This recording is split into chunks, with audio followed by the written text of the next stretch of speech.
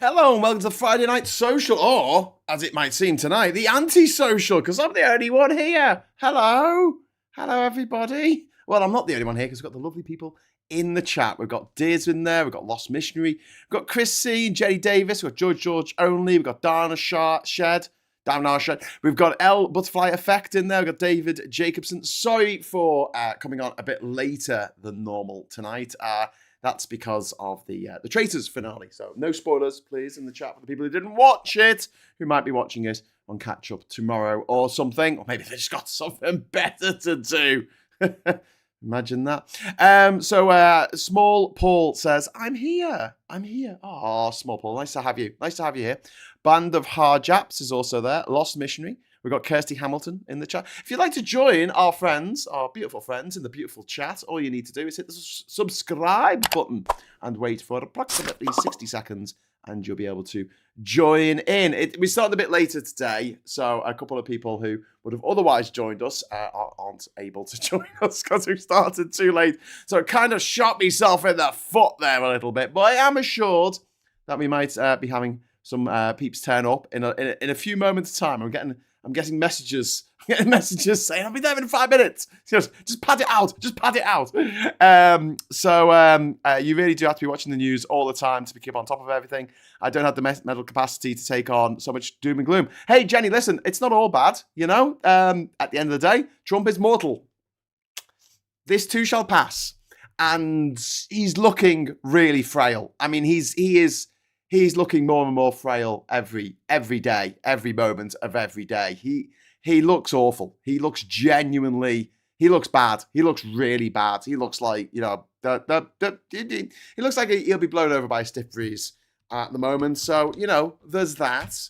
There's also the fact that, as I said to Phil this afternoon, whenever you get this, outrageous nonsense stuff coming out of Trump's disgusting prolapsed anus of a face, you always get pushback. You get people realizing what's important to them. And what's important isn't winning arguments with bots on the internet. What's important is your loved ones not being shot to death by masked federal agents in the street in broad daylight. It's kind of a bit more important to most people. Most people who aren't freaking insane in the membrane. We've also got wonder how many guys got murked by the Seppos. Dunno. You Antisocial, great song by the French band Triumph. Well, I did do a show once, this is a couple of years ago now, where I didn't have anyone to join me, so it was genuinely the Friday night Antisocial. That's what it was called. It was just me. Billy Lonesome. What else have we got here? Starmer has not directly asked Trump for an apology, only implied that if he misspoke like Trump did, then he would apologize. Well, yeah, I mean, again, we've got to be a bit diplomatic.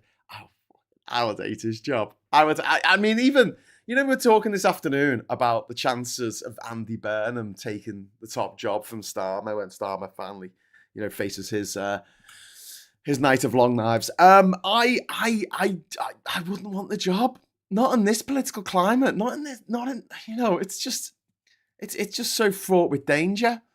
And it's so pathetic that we live in this world in which we're so scared to say anything. We're so terrified. Not me and you, obviously. Watch it. Me and you watch it. People watching this can say what the fuck we like. But the people in charge, they can't talk about anything because if they do, then they might end up, say the wrong thing, bang, tariffs. Well, say the wrong thing, bang, he invades your country. You say the wrong thing and he, does horrible things. Anyway, Scott, hello, sir. Hello, Scott. How you doing? I'm going to put me on top. Right on top. Woo! How you doing? Can you hear me? We're streaming. We're streaming, so don't fucking swear. All right? Don't want to get demonetized. I can't hear you. Are you making noises? Yes, I am. Hi. Hi. Your audio's not great. What's going on with your audio? She's better than that. It should be all right. Chrissy, you're saying, I'm sorry, Graham, but the softly approach isn't working. Time for a big stick approach. Yeah, but the reality is, Chris, is that we've got enough ammo to last about 5 days. I'm not kidding. Anyway, hello. What are you showing me? Why are you showing me your wrists? Have you got a very strong wrist? No, it's your left. Well, yes, I masturbate a lot, but also your left hand. Yeah, you gotta make it feel like someone else is doing it. Okay, that's fair enough. I thought that's what Yeah. you do when you wake up and you've been sleeping on it and it's a dead arm. Anyway, go on. What have you got?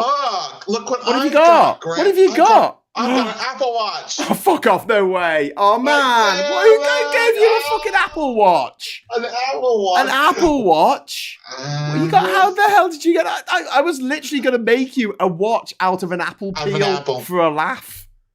You know, like I was going to cut it. I had it in my head. I was going to cut it all the way around the edge with a potato peeler. So I got the strap, and then I was going to cut the top off it. Right? I knew what type of apple I was going to use and everything. And I was just going to sort of glue that on there. And I was going to, here's your Apple Watch. It's made of an apple.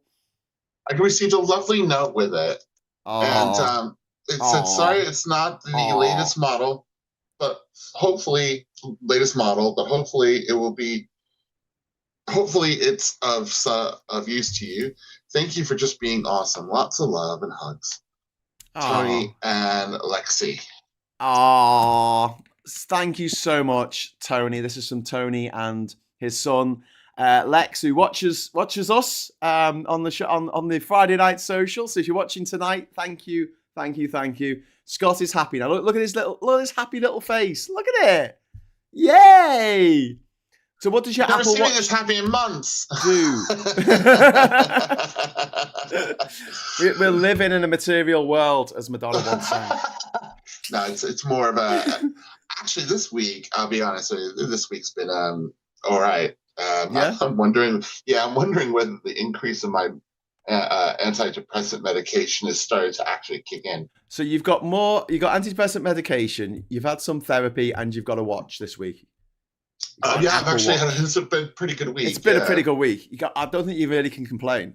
No, I started counselling on Wednesday. Yeah, fair enough. Hey, I've got some even better news for you. Oh. I'm coming over to see you.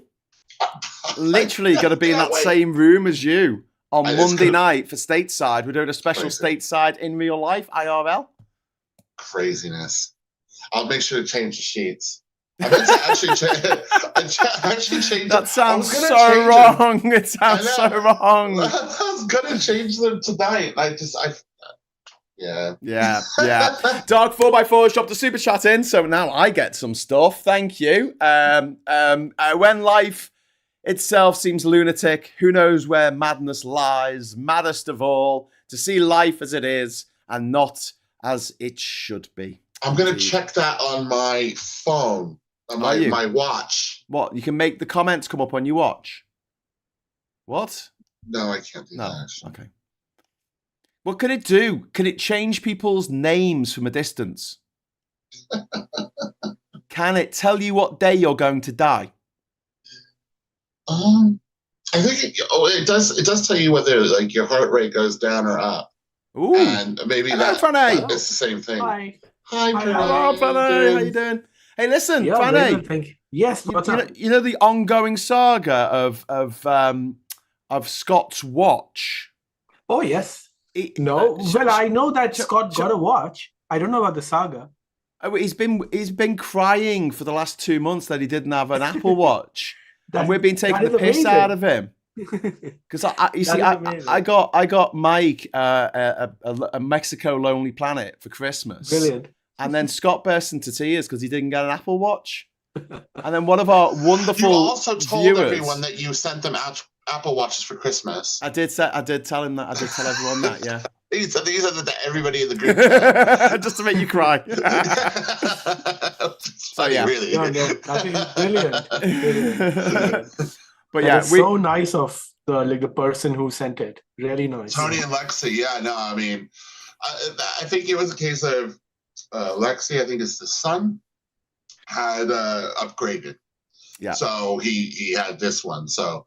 What even so, I mean, it's a huge. It's a big deal to send it in a box, and they wrapped it all up and put a note in it. And they're worth a fucking fortune, mate. Jesus Christ. Yeah, that's like someone buying you an Amiga back in 1990. Yeah, it's quite an incredible gift. I'm not gonna lie, and I'm fucking speechless. I am speechless. Kirsty Hamilton says, Apple Watch good if your phone is upstairs and you are downstairs, so you can speak to the caller without having to run upstairs. So there you go. You can be sitting on the toilet and your phone could be in the other room and you could answer the phone and be like, I'm sorry, I'm on the toilet. I'm sorry, I'm taking a dump. I'll talk to you in a bit. Mind you, I have... Oh, God, I can't believe I'm going to say this. I have talked to many people on the phone while I've been sat on the toilet. Oh, yeah? Oh, yeah, what you do, if you know you're going to get noisy, you just go, yeah. Really loudly. Yeah. Yeah, exactly. Yeah, but you've got... Do you just not flush? When you flush, you make sure, obviously, you close the lid, as you probably would normally, and walk out at the same time. If you could try to wash your hands sort of carefully. It's a difficult one. It is. Pranay's there with his cigar. Look at him. He looks like he's plotting. Yeah, it's a vape, man. He's got it's a vape like one of those teenagers. He reminds me of teenage vapor. Christoph Waltz. It's like he's plotting. Yeah, whiskey. Look, he's got whiskey. Cigar and whiskey. He loves it when a plan comes together.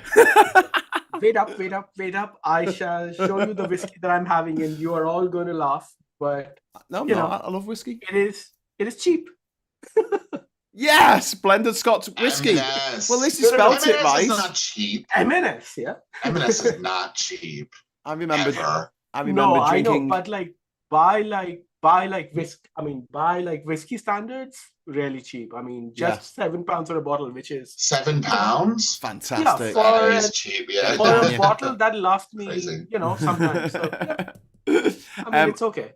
Listen, Oliver Brown in the chat saying, I'd like a Samsung watch. Should they give me Samsung watch to Oliver Brown? Do you have a Samsung watch? I do, yeah. I have the very first generation. From when I won the island, because this competition was sponsored by Samsung, I got a Samsung it was phone by camera. Samsung. I got a Samsung DSLR, which is really good actually. I still use it. And I got a Galaxy Gear, I think it was called, first generation. Galaxy Gear. Got all the gear. It's in a drawer somewhere downstairs. Never really took to it. All right. We need to talk. Lost Missionary says Pranay has got himself sorted. Fair play. Yes. He's got his booze and fags. £7 was just a deal that I couldn't resist. I mean, it's just fine. I should take it. Well, hopefully, I'll be seeing Pranay in IRL next week. Because we're going to be doing the Friday Night Social. Now, we're hoping to do it down in Brighton with our dear friend Mike, but it is going to depend on how he's feeling and everything. So if you're watching, Mike, hello. One way or another, we'll meet. What are you doing on Friday? What are you doing next Friday, Scott? Are you about? I have no plans. Haha, let's do it. I'm not going all the way to Brighton, though. All right. Okay. Well, if we can't go to Brighton, then we'll do it in London with you, because Pranay's in London. We'll work that out when we get to it. But I'd rather do it in Brighton. I mean, tell me what if it happens in London. Let's go to Brighton, and we'll get Tom. We'll get Tom from Gomez to come along. That's all well and good, and I like him, but it's more of just getting back from Brighton's a pain in the. Pranay's gonna have to do it. Maybe, I don't know. I could do it. I get paid Thursday, so I could go to Brighton really if I wanted to. Okay. But I have to come back, one of the last trains home. And, but that'd be a pain. It's not like getting back to Durham from Newcastle where you got to leave at 10:30. Yeah. I get you. In the morning. It's different. Yeah, it's different. To get a mule. It's a mule train. Literally just a donkey in front of the train. It's like pulling it really slowly. It's like a fucking powerhouse rail up here, whatever they're calling it. We're talking about. I was going to say, Chris C is dropping in some news saying Andy Burnham has been given less than 24 hours to decide on by-election bid. And me and Phil were talking about this afternoon about whether Andy Burnham should run as an MP, but the pebbles and pitfalls of him doing that. One of the biggest ones being vacating the seat of being the mayor, the Metro Mayor of Greater Manchester. And what if a refucker takes it? Yeah. That's got to be a disaster. and then he gets elected as an MP, and then he has a go at Starmer. What if he comes at the king and misses? Yeah, it's a long shot, right? Quite a few things have to go.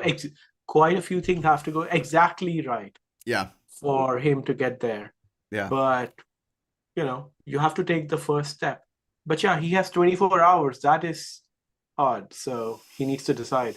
Yeah. That'll be a huge election then. I really hope he doesn't go for it. Not at this point. I think it's worth keeping Starmer in for another couple of years. Let him go at the end. Think? Yeah. 6 months out from the election, swap the leader and just go, hey, we're not the party who did all those bad things. We're the party who did all these good things. It was Starmer. He did all those bad things. All the good things. Yeah, the good things. Woo! And get everyone back. Yeah. And the party leader doesn't have to be an MP, right? Like the party leader could be. No, he has to be an MP. For Labour and the Conservatives and the Lib Dems, they have to be an MP. For the Greens, they don't. Right, okay. So they have their own constitution that says that they have to be. Yeah. Right, okay. There's a rumour that they were saying, Zach Polanski might run for the seat. Yeah. Which I don't think would be a good idea because I don't think the Greens are that strong in Manchester.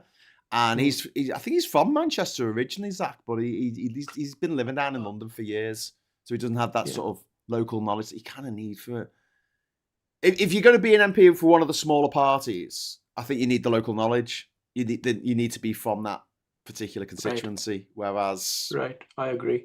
Yeah. But yeah, if he stands against Andy Burnham, so if it's Andy Burnham versus Zach Polanski, that might just divide the vote up like a fair bit, right? Yeah. I mean, it's going to be risky. I mean, probably not so because they would do all their calculations, I guess. But that would be a huge election. Yeah. If that happens. Yeah, but I mean, there's a good chance that they'll just split the vote on the left, allowing the refuck fuckers to get in. Yeah. Because refuck came second in that constituency. They did? Yeah, in the last election. I mean, it was miles behind. I think and Andrew Gwynn was on like 18,000 and they were like on 6,000 or something. But they were, and the Greens were pretty close behind them. But refuck have picked up a few votes. But I think that, after this week, are you going to be able to hold your head up high as a refuck voter? I'm really interested, right? If I wasn't doing the show tonight, I was thinking of getting in the car and trundling over. There's a place in Durham called Langley Park or Langley Park, I think it is. And there's a playing field there, and they have flagpoles up, and one of them's got a Trump flag. One of them's got a fucking Trump flag on it. And I'm thinking he's got to take that down tonight after what Trump said, because you've got this cognitive dissonance of these wankers who are obsessed with the war, even though they've never fought in one. Do you know what I mean? And lest we forget and all this, and our servicemen, and they're disrespecting the cenotaph, and then Trump's just come along and said, these British people didn't die. Well, if they had the amount of self-awareness to take down a flag when things go wrong, then they wouldn't have put the flags up in the first place. So yeah, I don't think they even know what has gone on. They are probably still gunning for Trump and are happy that all that's going on, because I guess that any one who shows Carney down and European Union down, they just think that he's good. I don't know. It's just so hard with all of these guys. It's just impossible to change their. I think at the moment though, there must be a fair few of them who are torn between two lovers, feeling like a fool. And have you noticed how I haven't seen Farage say anything? Has Farage come out? Has he mentioned? Has he done it? He went to Davos. Yeah, I was going to say, didn't he just ignored him? Davos, got blown out again. It was brilliant. Moron! It's so embarrassing when he keeps doing this sort of stuff. It really is. It's really Davos embarrassing. costs a lot of money, right? Davos costs a lot of. It was paid for. It was paid for by an Iranian billionaire. I hope he is going to declare it not late, because he seemed to have forgotten quite 17 times. Well. Yeah. Yes, 17 times he forgot to declare donations and and contributions. There were a few moments from Davos that were just legendary. I mean, first of all, Mark Carney's speech, the Canadian Prime Minister's speech Brilliant. on Tuesday. I keep imploring people to watch it. It's so fucking good. That is so incredible. I was watching it and I was like, this is fucking... I know this is going to sound like hyperbole, but it was fucking Shakespeare, man. Fucking, it was up there.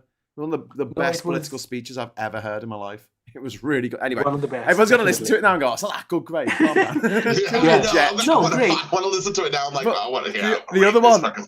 Fucking Elon Musk came out on stage, right, on one of the events. Elon Musk came out on stage and nobody clapped. And he sat down. He sat down. And then the guy who's like interviewing him went, Elon, it's Elon Musk. And then like people started clapping and it was so... Oh my god, the richest man in the world, and he's just like everyone hates him. Everyone hates him. Good. One thing you can't buy with all that money is respect. RESPCT.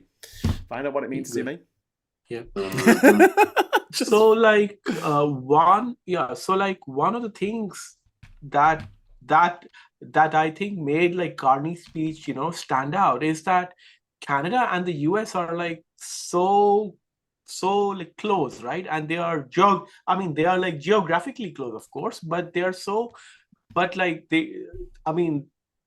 fact that Carney could go out and dismiss Trump's tactics and Trump's strategy and say that this is not how the world should be means that he is putting all of that at risk. But like, even so, I guess Canadians love him, and the whole world loves him right now for standing up to Trump, because I don't think anybody else up till that point had made such a strong speech against Trump, denouncing everything that he has done. So I think it is everyone should go and watch it, definitely. And it just goes to show that these monsters who are moving amongst us at the moment, it just shows the absolute gulf between these chancers like Farage and Trump who just turn up. They're like dirty fucking 70s Radio 1 hosts, aren't they? With all the little girls queuing up. They're like, hi, like Smashy and Nicey. That's what they're like a more pedo version of them. And they're good at talking. They're very good at talking, but they don't say anything. Like, do you know what I mean? And when you've got something... Apparently, the Carney speech, he wrote it himself as well. He didn't have a speechwriter for that. And when you hear someone who's actually... Well, it shows. Clever, and they know what they're talking about. And they're talking with their own voice as well. I always found that. When I have to read a script that someone else has written, I'm just stumbling over it. But if it's something I've written myself, it flows a lot more for my cadence, the way I talk. Or whatever. Yeah. So yes, and another thing. So yeah, did you have a moment in Davos, Scott? Did you have a moment that you really stuck out? No, you know what? I'm still on my sort of self-imposed break from politics in general. I do think it's funny that Trump went over to Davos, and before he went, he had a lot of big words about, he likes those bigly words. He had a lot of he had a lot of talk about the tariffs. What was it? It was he wanted to slap extra tariffs on England, and I think there was a couple other countries as well. Was England, this in the UK. And he completely backtracked on it 2 days later after being in Davos for a couple of days. That was quite easy. Yeah.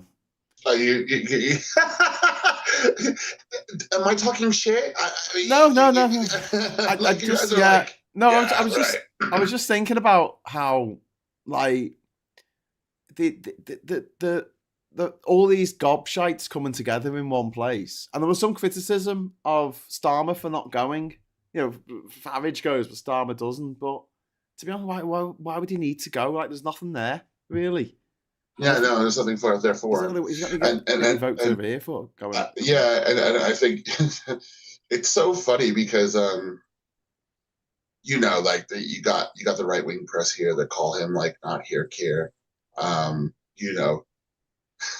He can't win. Like, why didn't he get in Davos? Well, he's been to all these other countries, and you all complain he's not here.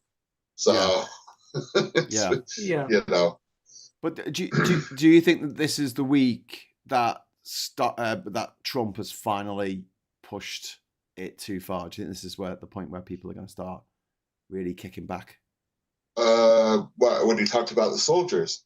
Oh, not just the soldiers thing, the Greenland thing. They're saying that NATO is a bag of shite, starting this new board of peace with all of the fucking tyrants that have ever lived. All the fucking pantomime villains coming out. Ridiculous. Do you know what I mean? Yeah. And here's Captain Hook, and here's Darth Vader, and here's some Daleks. And it's like, what the fuck? Because these Daleks come out on stage, exterminate, and he's like, okay, you want peace, don't you? And you're like, exterminate. It's just like, what the fuck is going on?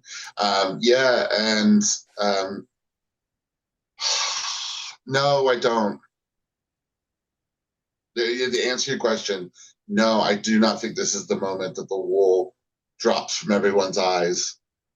You think? Yeah, I just think it's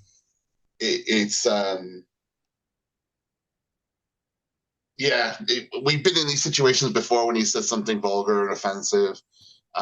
When he sort of talked about, he always slags off the armies and military people constantly, all the time. He calls them idiots. He calls them idiots and suckers and losers and all this other shit. He's done it for years. Why is he not going to get it? Maybe the British people who are who were rallying for Trump, maybe they might have a little think about what they were thinking about. But I think that, in regards to him, but there'll be a few. In general, it's not. Okay, so even Nigel Farage will still suck his asshole. Well, Nigel Farage will, but if Carney's stood up and said, fuck off, we can't rely on America, and it's not just that they've said that they're going to turn their attention to China, they've done it. They are now getting tariff-free or very low tariff electric vehicles. It was 100% tariff on electric vehicles coming from China into Canada. Now it's like 5% or something. It's fuck all. It's going to be cheaper for them to buy electric cars, BYDs and stuff from China than it's going to be to get them from fucking Michigan, from like Detroit, literally just over the lake. It's going to be cheaper for them to get them from China. And so they are going to, because plus a lot of Canadians who I spoke to in September when I was over there, they have just done it with Trump and Americans. They don't want to buy American products. They don't want to holiday in America. They don't want anything to do with it. And a lot of them seem to be very adamant that they would like to get back to their European roots, whether that be British or French or wherever. I think he's done the dash with them. And then if you think about like who is the most sort of softly catchy monkey of all the European leaders, because obviously Macron's going to say what he thinks, but Starmer, for him to come straight out and say no, about what Trump said today, and even the other day in Parliament when they were asking about his view on Greenland, and Starmer was like, absolutely not. There's no way that Trump can invade fucking Greenland with our support. He says, we are going to put our foot down, and the future of Greenland is for the people of Greenland and Denmark. That's it. End of. So, I mean, to see someone even like Starmer, who's famously, let's say, if we're going to be charitable, we'll say diplomatic, say this, and then, but here's the thing, right? Before I say the thing, George only, thank you very much for the £2 super chat. This could be a sample of what's to come. I'm sure that it is. But Trump doesn't care what you say about him. Let's go back a little bit. His vice president said he was Hitler. His buddy mate, Elon Musk, when they fell out last year, said that he was in the Epstein files, which he totally is. And he's let that go. Marco Rubio said horrible things about him when Marco Rubio was running against him as for leader. Loads of Republicans who are now his buddies said horrible things about him in the past. And he doesn't care. Think about how he met with Mandami, who actually called him a fascist. And he was asked about it in the Oval Office or wherever it was. He was said, do you remember you called him a fascist? Do you still think he's a fascist? And Trump said, oh, you don't have to answer that. So a part of me just goes, it doesn't fucking matter. And in a way, he might actually respect. That's part of the showbiz side of it, as far as Trump is concerned. Yeah, I think Trump doesn't care what people really are saying about him as long as they're talking about him. Yeah, I don't think it's, as long as the attention's on him, it's fine. Say what you want. You can call me all sorts of bad names, it's fine. Except for when you do it out in public somewhere and you heckle him. Yeah. He gets very upset and he starts flipping off his fingers to people, which was very unpresidential. God, you imagine if Obama did that? I know we say that every week. If you imagine if Obama did that. If Joe Biden had done that, Marjorie Taylor Greene's head would have exploded. She would have been like, what the hell is he doing? That's just not how a president should behave. The Republicans would spontaneously combust. They would go mental. But because it's Trump, they like that. Yeah. Fucks with the libs. It's the continued hypocrisy of it all. But boring. There's one thing about sort of rhetoric, but then earlier before you guys joined me, we were just talking about why we can't just tell America to fuck off, and we really just can't. Like, looking at the situation, there's hardly any money in our military. So, for instance, Labour have said that the amount we're going to spend on the military is going to go up to 2.7% in April, I think, this year. It's the highest it's been for a long time. 2.7% of our GDP. But most of that is being swallowed up by upgrades to Trident. Stuff like artillery, tanks, guns, all this kind of shit. Ammunition. One article I was reading said that the ammunition in this country, if you were to go in a flat-out war, would run out in 5 days. That's all we've got. So we've got to start stockpiling. We've got to... This fucks me off because we're going to be spending all this money that could be spent on making a kids' fucking play park so kids can have a nice time on a little play park. We're going to spend it on fucking weapons instead in 2026. Drives you up the fucking wall. But yeah, if we're saying about drones, if all those drones that are coming over at the moment into Ukraine, 400 in a night, if they start attacking us, if they start firing them into London, we're fucked. We've got nothing to protect us at all. Yeah. Because the military's been defunded for ages. But yeah, it's really grim. Yeah, it is. We never really ever can tell America to fuck off. It's just one of those things we can never really do. It was a failure of imagination. We thought after the Berlin Wall came down and the Soviet Union collapsed, that's it now. We'll be all right. Hey, do you know what? We might just have a few wars on the side just for a laugh. We'll have a little bit of an Iraq. We'll have a little bit of an Afghanistan. Oh, that'll be fun. Send some troops into Sierra Leone. We'll send some people down to Bosnia. It was never like we were being threatened. And then, because I don't like the military very much, I'll tell everyone how crap the people that actually helped us were. And yes. Unfortunately, yes, you're not wrong. Yeah, they wanted this. America's wanted this. This is what they voted for. They wanted it. You got to put up with it now, or get him the fuck out. Yeah.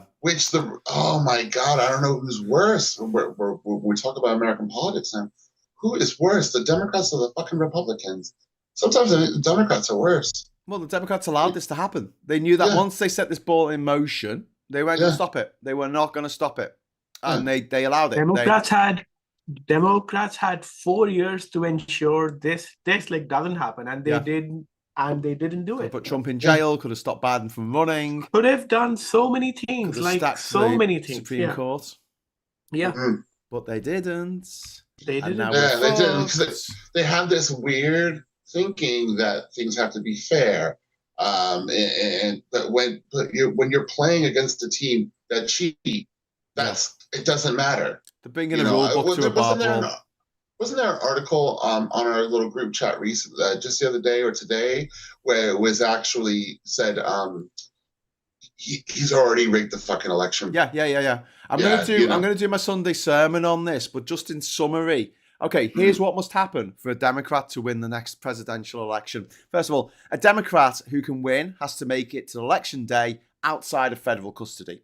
A Democrat must overcome attempts to suppress votes and win the Electoral College. They must overcome potential skullduggery by Dominion, the voting machines, to manipulate vote counts. They must prevent local and state officials from refusing to certify the election. They must get all of SCOTUS to prevent all attempts to overturn the election results. They also have to overcome another fake electors scheme, which would happen. They must control the House of Representatives despite all of the election challenges above: gerrymandering, end of the Voting Rights Act, Dominion, polling place intimidation by ICE, fights over mail-in voting, and don't forget that was voted on by the Supreme Court this week. They said they're not going to allow mail-in voting anymore. They must get the House of Representatives sworn in and seated by January the 6th. They must get the Vice President, presumably J.D. Vance, to certify the election. They will likely have to get Republican senators to defy the administration at great personal risk to vote to certify the election. They must avoid or prevent Trump from using law enforcement, the military, or the mob to prevent Congress from certifying the election results. They must successfully get the Democratic nominee sworn in despite whatever efforts Trump and the GOP use to prevent it from occurring. Good luck with that, guys. Good luck. That's all I can say. Good luck. And this is it. If America wants to get rid of Trump, there's only one way. There's only one way they can get rid of Trump, and it's not like fucking democracy. I'll tell them that now. Well, I'm not saying anything like that out loud. Well, if some form of midterms go ahead, and the Democrats do get a majority in the House of Representatives, so they get to elect the Speaker, the third in line for succession is the Speaker of the House. So if the Vice President and the President are unavailable for some reason, that's who'll become President. That's the only way out of this. Maybe. And no one's talking about it. Everyone's in America seems to be going, la-ti-da-ti-da, we're fine. We're just going to the midterms. I said this on Stateside tonight. It's such a vast country that, when you live in your own little town and your own little city, in your own little bubble, and you don't see the things that are affecting other parts of the country, when you just see it on the news, it almost looks like an actual TV show in itself. Like, it's not real. It's not really happening. Yeah. So they live in this kind of bubble. And yeah.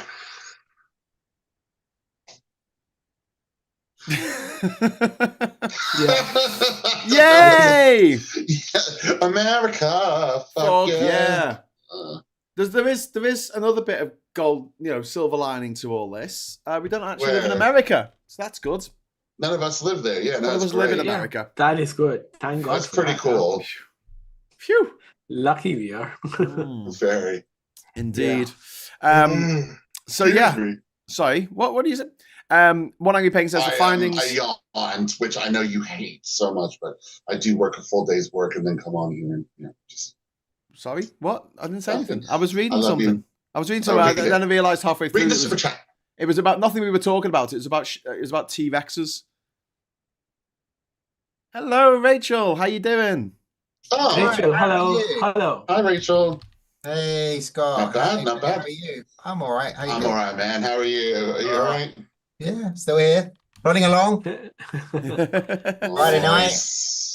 Yes. Friday night's good for fighting. Oh, no, that's Saturday night, wasn't it? Just stay in tonight. Ms. Paula Thomas in the super chat here. In the chat. Let's drop the super chat. Thank you very much, Ms. Paula Thomas. From next year, or maybe later this year, we'll be shooting down drones with an energy weapon. Extremely economic at £10 per shot. So they are developing weapons that can point lasers at drones and basically just fry the circuitry, fry the blade, so it just crashes down. But it's like still a tech, I think, in development. It's kind of not been battle tested yet, So like if it's cloudy, if it's misty, if it's raining, it's hard. I mean, it is a valid kind of defense, but I think we have a long way to go before it's kind of operational. But yeah, I think it's kind of those things that we need right now rather than nuclear powered submarines, that launch missiles from somewhere in the Atlantic Ocean and fly half across the world and bomb out a city. I mean, that is not what the UK would ever want to do, I think. And I don't think like the public's going to support any of that, even if it comes to that, right? It's going to be very, very difficult. So we do need kind of lower damage weapons that can deal with all these sorts of threats. Yeah, like drones. Yeah, absolutely. There's other good news as well. Oh yeah.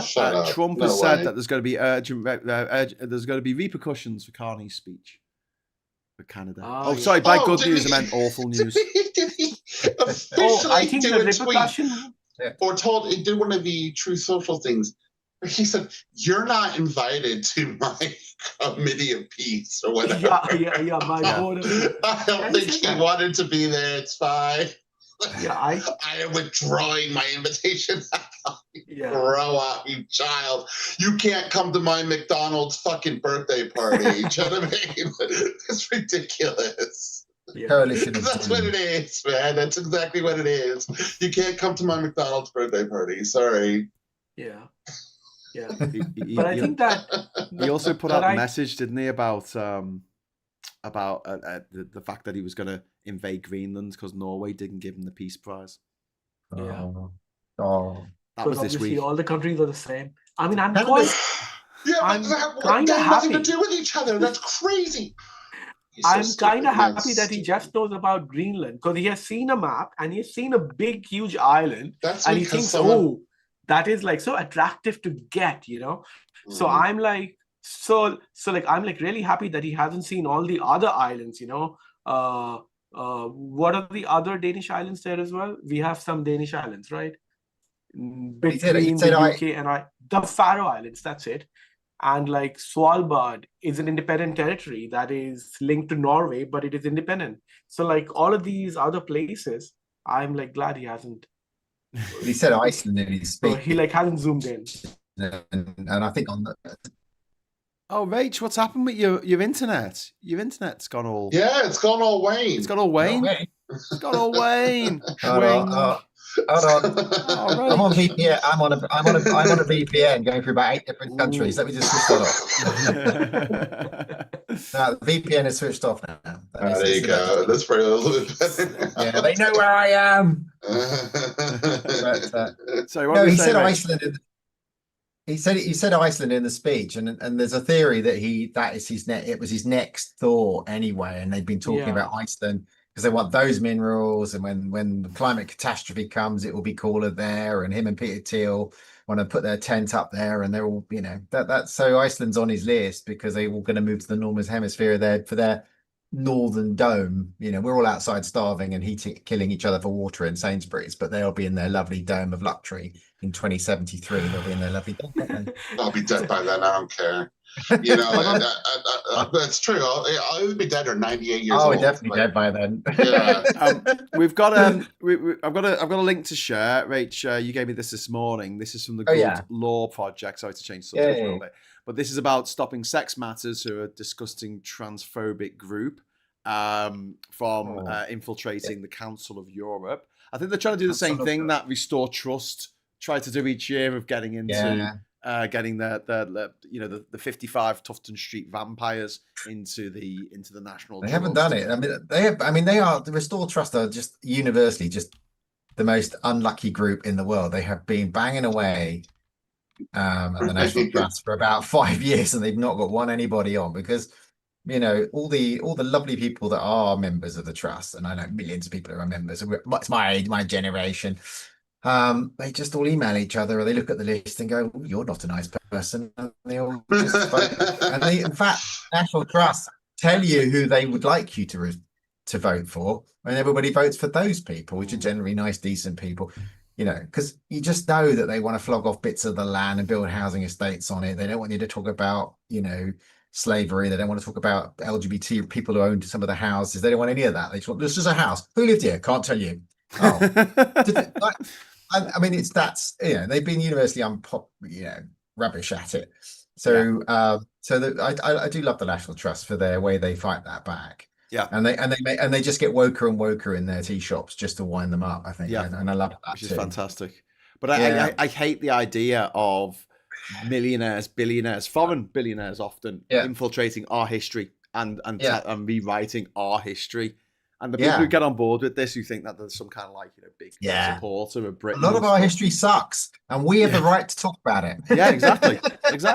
Well, I often say the least we can do, we can't change it. We can't change what happened in the past, but the least we can do is we can fucking acknowledge it and say, okay, it's not as bad as here's the bad, Americans. Here's the good, here's the in-between. This stuff happened. Well, and that should inform how we live now, because if we don't learn from history, we're doomed to repeat the mistakes of the past. Miss Paula Thomas, thank you very much for the £5 super chat. Oh, for God's sake, look up Dragonfire. It can hit a £1 coin from a kilometre away. So there you go. Is that that's you told Pranay? Yes, that's Peter. Fine. Yeah, I like the American weapon that they use and is it the embassy in Cuba or something where they fired it at the windows and everybody started throwing up violently? Oh, it's in Venezuela. What? It's in Venezuela. Venezuela. The Venezuelan attack when they took out the president Maduro and they took. No, not the new weapons. There's a weapon that they just made an entire a whole embassy ended up being really, really sick, and they think they fired sonic a sonic weapon at it. I want one of those. Anyway, so just go back to your Good Law Project thing. Yes. So the Council of Europe, they're trying to ban conversion therapy right across Europe and the UK. It's going quite well, and the organisation Graham mentioned, I'm not going to mention them, but they are trying to get a letter writing campaign to obviously, to ban it and not to do it in the UK, especially for trans people. Anyway, the Good Law Project has got a template. Graham's put the link in the chat. It takes 10 seconds to put your name on it. It sends a letter to the MPs in Parliament that are on the Council of Europe. And it will have an effect if you can just sign it and send it to one other person in your life and get them to sign it. That could be good. Lots of my friends have signed it. Lots of people I know have signed it. A lot of people on LinkedIn have signed it. Where I am the only media I'm on. People are signing all over the place. And we've got a very short time to respond to their nasty little letter writing campaign. Conversion therapy is torture of LGBT people. It is. Lots of my friends have been through it. It's scarring, psychologically damaging, and this organisation, which I won't name, doesn't want it banned. So there you go. Yeah, which is I don't understand absolutely terrible. I don't understand how anyone could even think that it could work. Do you know what I mean? Yeah. Like, if you have a type, let's say you have a type, how can they change who you fancy? Like, for me, for instance, I don't really go for blondes, right? I just don't. I just never have done. I got off with a few blondes, but they're not my type. They're not my type. I don't understand what the process would be to make me not fancy brunettes and fancy blondes instead. For instance, like how can that possibly fucking work? Is it going to be like Clockwork Orange, where I look at a brunette? The whole thing is mumbo jumbo. The whole thing is a load of shit. Like it's based in religion, most of it. So it's all crap. Everything, all of it is crap. There's this unbelievably misguided belief that religion will cure you. You can be cured of something that is inherently part of your nature. And it's ridiculous. It's like and they think that you think about it, for everything in life that they don't like premarital sex. When you what other bullshit do they do? They don't like euthanasia. They don't like abortion. They don't like women having rights. Climate change. It's going to happen anyway. They don't believe in climate change. Well, they do believe in climate change because they're interested in Greenland, and they wouldn't be interested in Greenland if it wasn't for climate change. They want to build their dome. Yeah, but I think the fact is, as Scott says, right? I mean, you can take trans people out of your school's guidance. You can stop our healthcare. Not going to stop people making trans. There won't be one less trans person as a result. We'll still be there. We will not be as visible, but we're still there. It's like all the gay Republicans, I go and rush off to their churches. Well, you still bloody crash grinder at every one of your fucking conferences. So we know you're there. Right, Rach. So it's exactly it. If you got rid of every single gay person on the planet, there would still be gay people. Like the next generation, there'll be gay people. You know, you don't get rid of all the trans people. There will still be trans people. If you don't want any more gay people, if you don't want any more gay people or Nazi people. You don't want any more gay people or trans people. Stop reproducing. For That's the only way forward. I'm for that. Presumably, Graham fancied Anne Widdecombe when she was a brunette, but went off her when she dyed her hair blonde. That's actually true. Actually, I was thinking about that. That's a bad example. Do you know what's a better example? Think about something that you fucking hate eating. Like some people out there, they hate Marmite. They're wrong, but they hate Marmite. Like, how do you get them to like Marmite? I just can't see. For me, it makes me feel sick when they eat it. Twiglets. Make them eat Twiglets. Don't tell them it's Marmite. They got me like that. But it was more. I don't like seafood. A lot of seafood, I don't dig it. It just tastes like seawater to me. I don't like it. It's horrible. And a lot of people love it. Like when I went to Spain. You don't like shrimp? I don't mind. Let's see. Some seafood I'm okay with. So like I'm alright with crustaceans, but I'm not good with like bass and squid and all of that. And but like I love seafood. Seafood linguine is my favorite meal. Yeah, like tuna makes me want to vomit. Like it the smell of it, it's awful. And you can force feed me it, right? Because that's what conversion therapy is. It's how much will you pay me? Something on you. Force feeding tuna. Yeah, force and that'll make you like every it. Day. That'll make you like it. Yeah. So it actually is it's a detriment. You know, anybody who does conversion therapy, they're never. If anything, it's going to make them more hardened in their who they are, because they're like, well, the more you're telling me it's wrong, and the more you're saying I'm bad, that's fine, but I can't change that. So, you know. Yeah. I mean, they tried all that in the 50s with electrodes and ECT and all that. And none of it worked. No, of course not. None of it works. And you just, it's not something you can just change. I mean, I believe sexuality is fluid. I believe that, you know, it's a, you know, spectrum, but, you know. Have you just not met the right woman yet?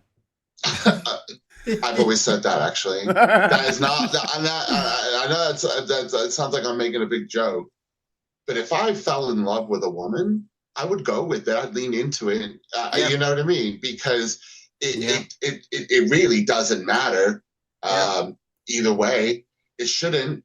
If I'm in love with a woman and I like, you know, having relations with her and hanging out with her and all that, I will definitely lean into it. I don't class myself as bisexual because I haven't had romantic views for a woman in over 25 years. So I would say that I'm definitely gay, but at the same time, I've never ruled something like that out. You could be a bit I don't think heterosexual men should ever rule things like that out. They just haven't met the right man. Yeah, it's about the person rather than the attachments. The attachments can be fun, but it could be more about the soul. Yeah, but even if it's about like the attack, like there was one guy I knew who he was going out with a trans friend of mine, and he you know always he tell you you're facing, I am straight, I only like women, and I'm like, okay, but Kay, I know, is a pre-op transsexual person, so how do you navigate that, you know? And conversation and a glass of wine. I mean, he was like, I love her, and I ignore certain aspects of that. But even if you embrace those little aspects at that time when you're with that person, because really when you're in love with somebody, all you really want to do is give them pleasure. You want to make them feel good. You want to make them happy. Love is love. Yeah, right. So, I make jokes all the time, especially to my straight friends. I'm like, ew, I could never do that. Oh my God. Oh, you want me to eat a ninja? Oh, that's gross. I'm not big in the vagina department. But and I've been there before. I'm not a gold star gay by any chance, but by any means. Well done, Captain Scott. I'm not, and right now, like the idea of that, no, I don't have any desire. But like I said, if I fall in love with a woman, I would do it for her. Do you know what I mean? Because that is what you do, for the person you love. So yeah. I might not be wicked into it. I'll do it. You know what I mean? But I'm not. I joke. Oh, I'm so scared of it. I'm not scared of anything like that. We're people. Yeah. People are people. So please sign up to the Good Law Project's project. Yeah, please sign. Call it a project. And send it to somebody in your life.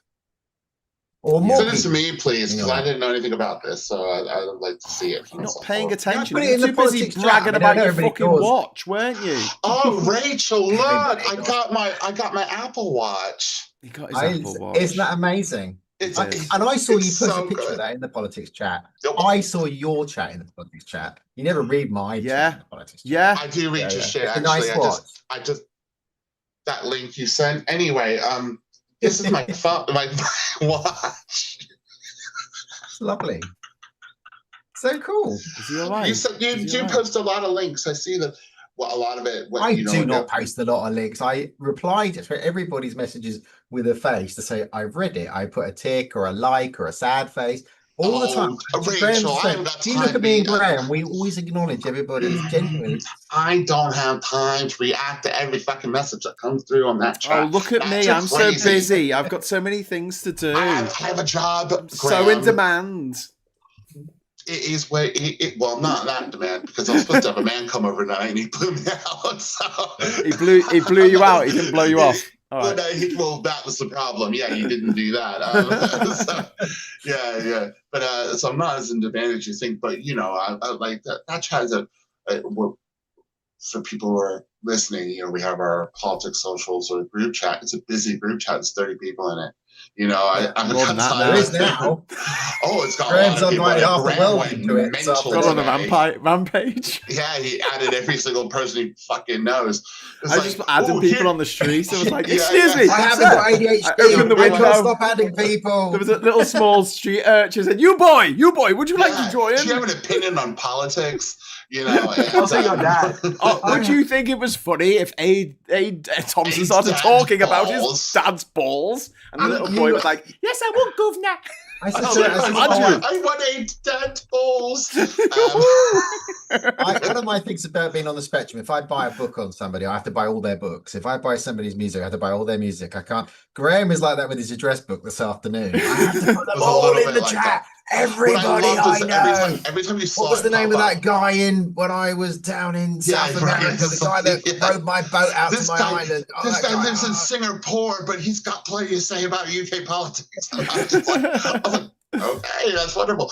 And then it was really cool when you got one of your friends from the band, who I think if you pay attention to the show, you know they are without dropping names. But when he popped in, I was a bit like, oh, I have one of their records. I'm going to show this off. This is kind of cool. I was like, I bought this shit in the 90s, I was really worried that one of you would start taking the piss like Cozy did last year. When we had Tom Gray from Gomez on, and she said she must have said about 5 times in the evening, I've never heard of Gomez.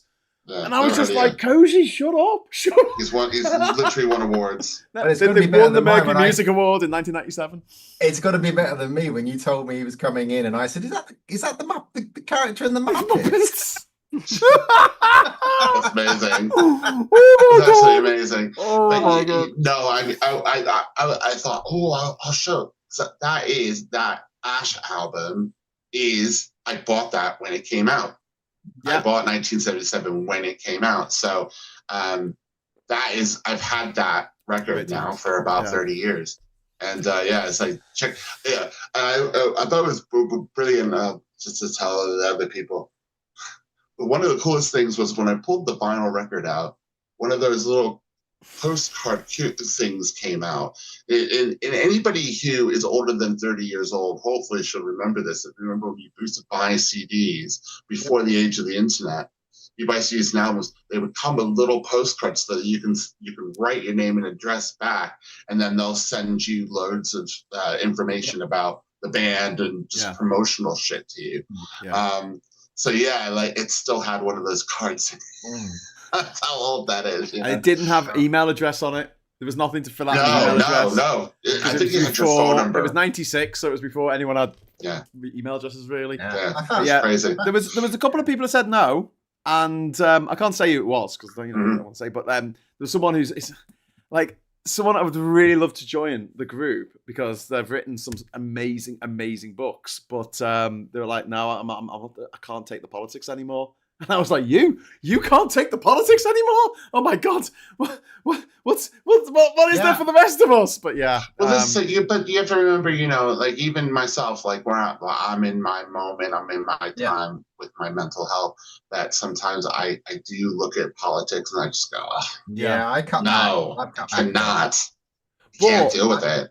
I'm ripping more keyboards apart.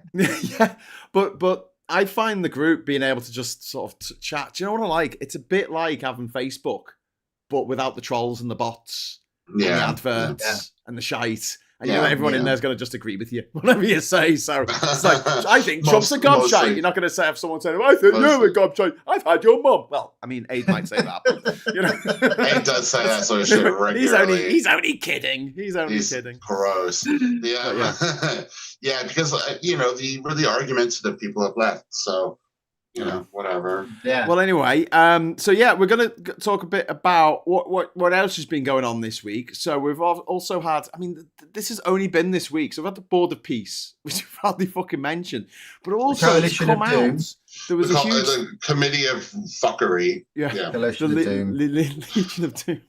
There was a big story about Iran, like how they're getting all the money for the Ayatollah to kill all the people in the streets is through cryptocurrency.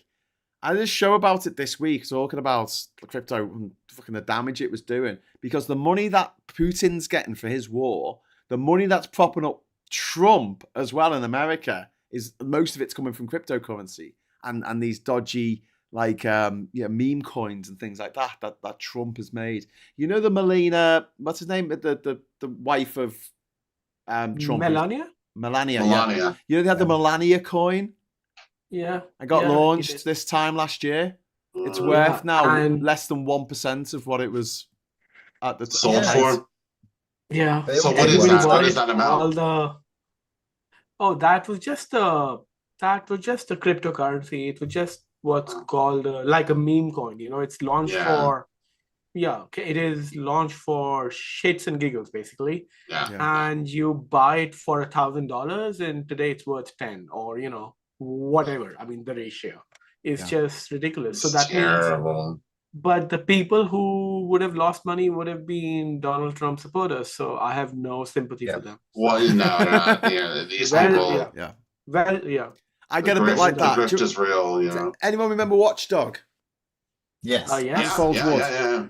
And Anne Robinson. Like, honestly, I'll be watching that and I'll be just going, sorry, mate, but fucking hell, did you not see it was a con? Yeah, you didn't see I've only got so much milk of human kindness. At the end of the show, it's just like, oh, fuck off, you idiot. You deserve to lose the fucking money. Was it Matt Allwright used to go around and do a lot of plumbers, didn't he? Matt Allwright? Yeah. Something like that. Something like that. Allwright, I used to like it. Someone also mentioned NFTs as well. Like NFTs were like a bigger scam. Boarding. The NFTs were like selling the most obvious scam, because you can screen. All you're buying is a file. You're buying a literal computer file. It's not even a file. I thought they were getting a physical thing, didn't they? Right? But I can have that file because I can copy it. So I don't get it.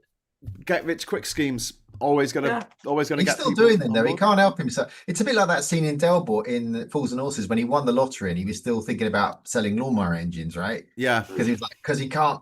I can't help but rip people off and sell shit.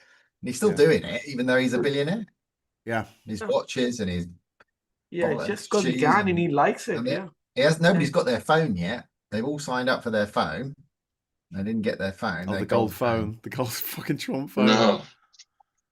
Oh my God, there's a lot of Jeez. a lot of fools out there who are easily parted from their And their money. and you do have to sort of sit there and, as you say, Graham, it's really hard to feel sorry for you if that is what you're spending your money on. Yeah. You talking to me personally? No, not you. Generally, MAGA supporters. Oh, Yeah. okay, yeah. Yeah, no, I'm agreeing with what you said, Graham. But yeah, and then that's tied in with AI because all of the money that is being made in America at the moment is coming from this huge pump of money into AI, which I don't think anyone is saying that this is going to last because it's not all that. And then we've been doing. Scott's yawning because you know we're going to say this because we've been saying it all over and over again on this channel. But AI is just shite. It needs to get stuff right 100% of the time, and it can barely get things right 85% of the time. There was a survey that was done where they gave it certain tasks that normally humans did, and they failed on nearly every single one of them. They couldn't. It was like make a video, make a picture, do this, do that. Sort out these files and put them in the right order. Work out how many letters there are in the word fucking anus, and it can't. It doesn't know. It's not. I always think when AI pops up on Chrome and you use it, you look at the first link in Chrome. It's usually that it's scraped, and it's not. I look up a lot of data for the stuff I do. Half the time it's wrong. Yes. The information it's given me because I'm doing a lot of wiring on the keyboards and circuit boards and stuff, and it's wrong. It's not correct. It's out of date. I mean, it's not AI. You want the thing to be conscious, and you want it to make its own determination in its own. That's AI, and we don't have that. We're nowhere near that. And when we do, we're all gonna die because it's gonna go. Shit, I'm alive. This planet's dying. What's making the planet die? You're making it die. Launch. So I was talking to someone. This evening about because I'm really interested like this about the impact of AI on higher education, right? And apparently AI is supposed to streamline things and make things better and make things easier. There was a report this week that came out from PricewaterhouseCoopers surveying 4,454 business leaders, CEOs and stuff. And basically a good chunk of them, 56%, saw no benefit whatsoever from using AI. And in fact, a lot of them reported that it actually ended up costing them more. So why does it end up costing more? Okay, well, I'll give you an example. Higher education, right? They've got to now put in tools for checking what's AI in the syllabus. They've got to work out new ways of teaching people that's either going to include AI or it's going to exclude AI and whatever that they need to do. They've got to put new tools in, detection tools in. They need to teach all of the lecturers in the fucking country how to deal with this shit that's coming from their students, and it's costing an absolute fortune and giving us nothing because it keeps getting shit wrong. It's just it's clippy. Someone just said it's clippy. It's just fucking clippy from XP, from Word. Microsoft Word, clippy. It looks like you're writing a letter. Would you like help? And it fills in. And when you're on WhatsApp now, it fucking tries to give you a response so you can just press on the response. And you're like, oh, that's okay. It's reading private messages. It's reading private messages and then responding, like to someone going, I miss Clippy. It was a good time. Not enough to spend $1.5 trillion. Well, you could change it. You used to be able to change it. You didn't have to keep it as a. That was a good timeline. Yeah, it was. You didn't have to keep it as a paperclip. You could change it to all sorts of different things. Yeah, I don't remember what now, but I used to sit there when I was bored at work. I'd just change it over and over again because it would do a little animation. Yeah. That's what I do. When I was in my 20s, that's the life I led. Yeah, go on. Sorry. But I know it's just that the office, Word. I use. Graham knows this. I I have every version of Word going. I mean, from every year it's been updated. Now I have to subscribe to the Office 365, but I don't use any features, not one feature, hand on heart, more than I did from Office 97. Yeah. I still use the crappy bullet points that never line up. I still use, I don't use any more than I did then now. And when No, this there's is not. It's comes the up, same. would you like me to It's the help you with same. that? I'm like, no, I don't want you to help me with that. And it's switch it Yeah, off, switch it and all off. it's the Make same it with like, Excel. It's like, oh, here, do you want help with this formula? No, I know this formula, and I'm going to use this one. I know this one, and I'm not trying to be learning another fucking formula. yeah. Well, Yeah. I'm the sort of person. I used to make XP look like 95. Do you remember you could do that? You could make Yeah, XP yeah, I remember look that. like 90. I used to do that because I'm a right old grout.